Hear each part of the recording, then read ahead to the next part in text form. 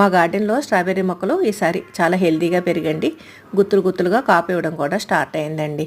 నేను గమనించిన ముఖ్య కారణాలు ఏంటంటే, ఈ మొక్కలు మనం అందుకోవడానికి ముందే 1 వీక్ బిఫోరే నేను కుండీల్లో మట్టి గొల్లగా బలంగా ఉండేలాగా మట్టి మిశ్రమం, కంపోస్టు, కోకోబిట్ ఇవన్నీ ఎక్కువ ఇచ్చండి చక్కగా తయారు చేసుకుని ఉంచుకున్నానండి. ఆ తర్వాత మొక్కలు నాటాక రన్నర్స్ ఎక్కువ రావడం స్టార్ట్ అయిందండి. ఆ రన్నర్స్ అన్నీ తీసేసానమాట. తీసేసి కొద్దిగా ఒక 4 రన్నర్స్ మాత్రం డెవలప్ చేసుకున్నా. ఎందుకంటే 4 మొక్కలు డ్యామేజ్ అయినాయండి. ఆ ప్లేస్లో 4 మొక్కలు ఉండేలాగా చూసుకున్నాను. నెక్స్ట్ ఆవచెక్క ఉపయోగించానండి. ఎక్కువ చుట్టుకులగా చేసేసి ఆవచెక్క వాడాను అనమాట. దానివల్ల పూత స్టార్ట్ అయింది. ఆ పూత చక్కగా నిలబడటం కోసం ఎప్సమ్ సాల్ట్, అలాగే బోన్ మీల్ పౌడరు ఇవన్నీ కూడా ఇచ్చానండి.